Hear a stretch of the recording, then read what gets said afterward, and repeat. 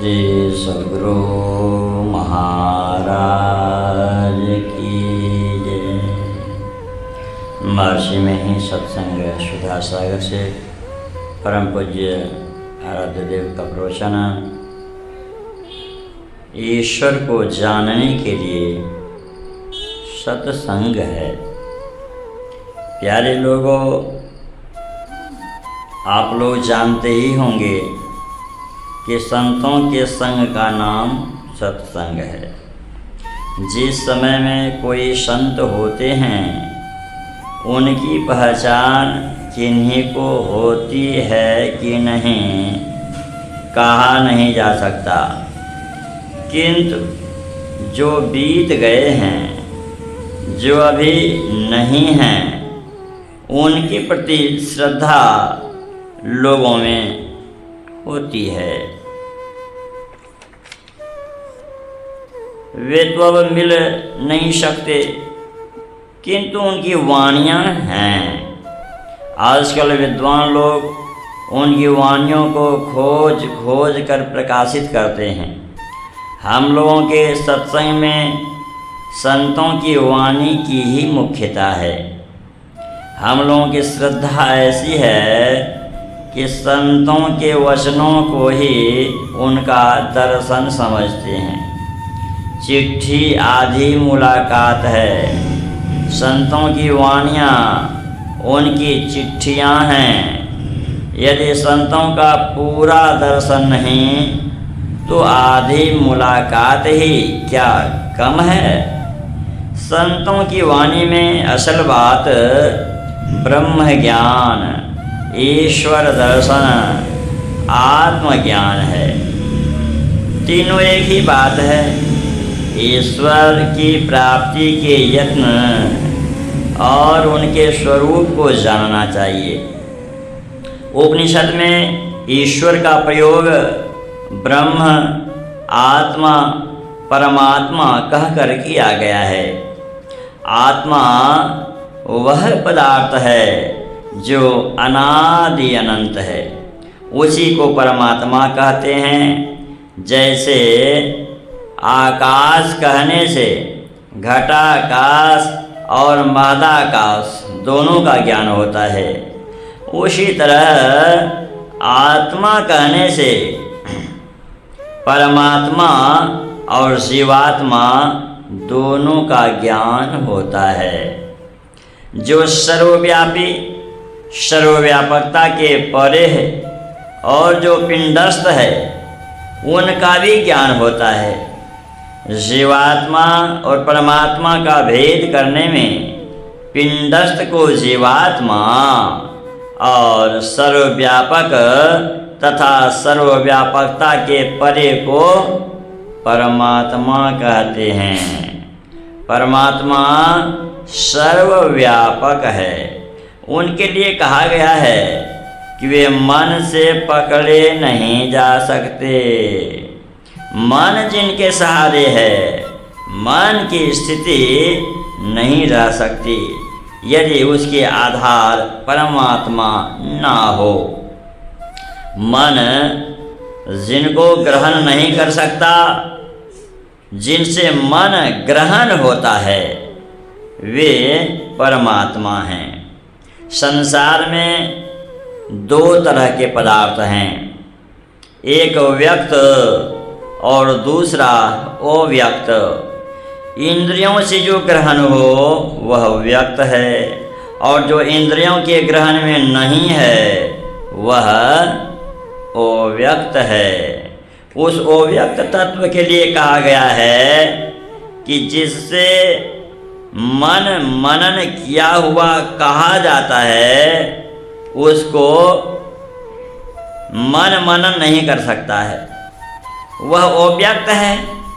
व्यक्त पदार्थ जो इंद्रियों से ग्रहण होता है वह एक समान सदा नहीं रहता है। वह उपजता है, ठहरता है, बदलते बदलते नाश की ओर जाता है और बाद में प्रत्यक्ष नहीं रहता है। इनमें से कोई पदार्थ ऐसा नहीं जो उपजा नहीं हो और जिसका विनाश नहीं हो, ऐसे पदार्थ को कहा गया है क्षणभंगुर। उपनिषदों में इसे माया कहा गया है, संतवानियों में भी इसे माया कहा है। जो इंद्रियों के ज्ञान से परे है वह अव्यक्त है, निर्माया है। जो उपजा हो, कुछ काल रहे, फिर नाश की ओर जाए, वह नाशवान होगा, वह परमात्मा नहीं हो सकता। परमात्मा समय के पहले से है। समय और स्थान की मौजूदगी नहीं थी, तब से परमात्मा है। जब माया नहीं थी, तब से परमात्मा है। बल्कि माया परमात्मा से उत्पन्न हुई है। परमात्मा का ज्ञान है कि वे अभी उपजे नहीं हैं।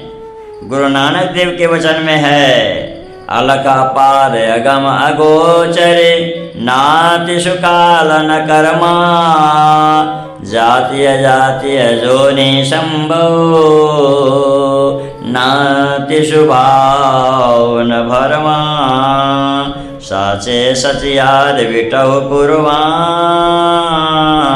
नाति स्वरूप वरण नहीं देखिया साचे शब्द निशान। अलख आँख के ज्ञान के परे, दृष्टि के परे, जिनके स्वरूप की सीमा नहीं, इसलिए अपार, जो किसी से पार होने योग्य नहीं है, उसको समाप्त नहीं किया जा सकता। उनके लिए समय नहीं। समय और पदार्थ में माया के सब पदार्थ अटते हैं। देश और काल से जो परे पदार्थ है वही परमात्मा है। सभी संतों की वाणी में ऐसा वर्णन है। परमात्मा कभी हुए हैं ऐसा नहीं, वे ही हैं। परमात्मा के ज्ञान के लिए कबीर साहब ने कहा, राम निरंजन न्यारा रे अंजन सकल पसारा रे।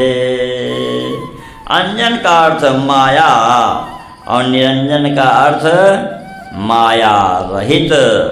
परमात्मा या राम मायिक पदार्थ से परे है। जो कुछ आँख से देखते हैं यह पसार माया का पसार है। जो किसी भी इंद्रियों के ग्रहण में आता है वह माया है। जो व्यक्त है वह तुम्हारे पास है। व्यक्त में 5 पदार्थ हैं, रूप, रस, स्पर्श, गंध और शब्द। तमाम संसार में इस लोक या परलोक पर जहाँ विचारिए वहाँ 5 विषय हैं। जहाँ जो कोई रहते हैं उनके चारों ओर 5 विषय रहते हैं। नज़दीक की चीज़ को इस और दूर की चीज़ को उस कहते हैं। परमात्मा इस श्रेणी के नहीं हैं। जो कोई इस पदार्थ की उपासना करते हैं वह ब्रह्म की उपासना नहीं। हाँ, सब में व्यापक ब्रह्म है। इस प्रकार मानने में उपनिषद और संतवाणी में कोई हर्ष नहीं। रूप, रस, गंध, स्पर्श और शब्द ये ब्रह्म स्वरूप नहीं है। यह उपनिषदों ने बताया है और संतों की वाणियों में भी यही बात है। गोस्वामी तुलसीदास जी ने कहा है, अचर चर रूप हरि सर्वगत सर्वदा वसत इति वासना धूप दीजय। अचर माने वृक्ष, पहाड़ आदि जो अपने से कहीं आ जा नहीं सके, और चर यानी चरता नहीं, कहीं जाता आता नहीं है। अचर जो अपने से चल फिर सकता है वह चर है। जैसे आपके शरीर का स्वरूप आपका रूप है, किंतु आप वह नहीं हैं। जैसे जो वस्त्र आप धारण करते हैं वह वस्त्र आपका है, न कि आप वस्त्र हैं। परमात्मा अचर चर रूप सब धारण किए हुए हैं, इसलिए सब रूप परमात्मा के हैं, किंतु वे रूप परमात्मा नहीं हैं। यही कन्फ्यूजन होता है ना, कि भाई जब धारण किया हुआ है तो यही परमात्मा है, स्वरूप को कैसे नहीं माने। स्वरूप का ही चिंतन करते हैं, जो विग्रह है मूर्ति है हम मानते आए हैं, तो कहते हैं नहीं, मूर्ति में परमात्मा है, मूर्ति परमात्मा नहीं है। शरीर आपका है, आप शरीर नहीं हैं। घर आपका है, आप घर नहीं हैं। ये कपड़ा आपका है, लेकिन आप कपड़ा नहीं हैं। उसी तरह परमात्मा चर अचर सब में है, लेकिन चर अचर परमात्मा नहीं है, बल्कि उन रूपों को परमात्मा ने धारण किया है। जैसे किसी धातु का जेवर बनाया जाता है, उसी तरह यह शरीर एक नक्शा है। परमात्मा चर अचर रूप में व्यापक हैं। उपनिषद के वर्णन में आपने सुना कि वायुर्यथैको भुवनं प्रविष्टो रूपं रूपं प्रतिरूप बभूव एक तथा सर्वभूतान्तरात्मा रूपं रूपं प्रतिरूपो बहिष्य। अर्थात वायु प्रत्येक वस्तु में रहते हुए उसी आकार का है, किंतु वह वही नहीं हो जाता। जैसे गिलास में वायु रहने से गिलास के आकार का मालूम होता है, किंतु वायु वस्तुतः वैसा नहीं है। वह तो गिलास में भी है और उसके बाहर भी है। उसी तरह परमात्मा चर अचर में रहते हुए सबसे बाहर भी है, कहीं हटने वाले नहीं, सदा रहते ही हैं। संतों की वाणियों में जैसा बताया गया है उसी को परमात्मा स्वरूप के विषय में जानना चाहिए। आप इंद्रियों से जो रूप देखते हैं वह ईश्वर नहीं है। ईश्वर स्वरूपतः क्या है, उनकी भक्ति कैसे की जाए, उसको जानने के लिए यह सत्संग है।